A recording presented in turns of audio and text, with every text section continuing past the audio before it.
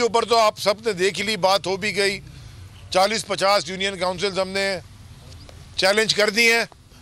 खोल के देख लें, खोल सको तो खोल के देख लो, वो हम सारी जीते हुए हैं, क्योंकि फॉर्म 11 हमारे पास हैं।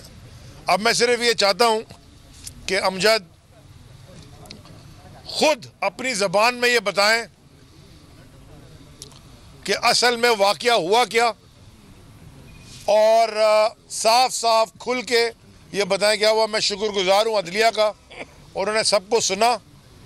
मैं मौजूद था वहाँ पे ATC कोर्ट में, हम पे भी कटी हुई है ATC, यानी कि अटैक भी हम पे करो, पथराव भी हम पे करो, बंदूकें लेके रिगिंग भी पहले करो, रिजल्ट भी हमारे ना दो, पथराव भी हम पे करो, उसके बाद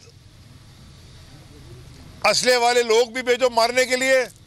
हम सारे लोगों को, मीडिया के कैमरामैन के सर भी फाड़ो, हमारे कारकुनों के हाथ तोड़ो, मस्जिद में पथराव करो, वहाँ लोगों को जो मस्जिद में जिन्होंने पनाह ली उनको ज़ख्मी करो।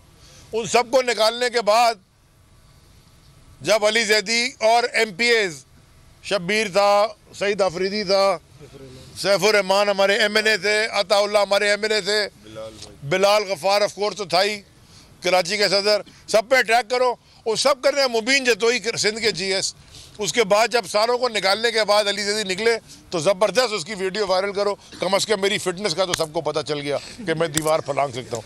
अमजद से मेरी दरख्वास्त है कि आप सारों को ब्रीफ करें कि असल में उस दिन हुआ क्या। अमजद बात करें। जी, अस्सलाम वालेकुम।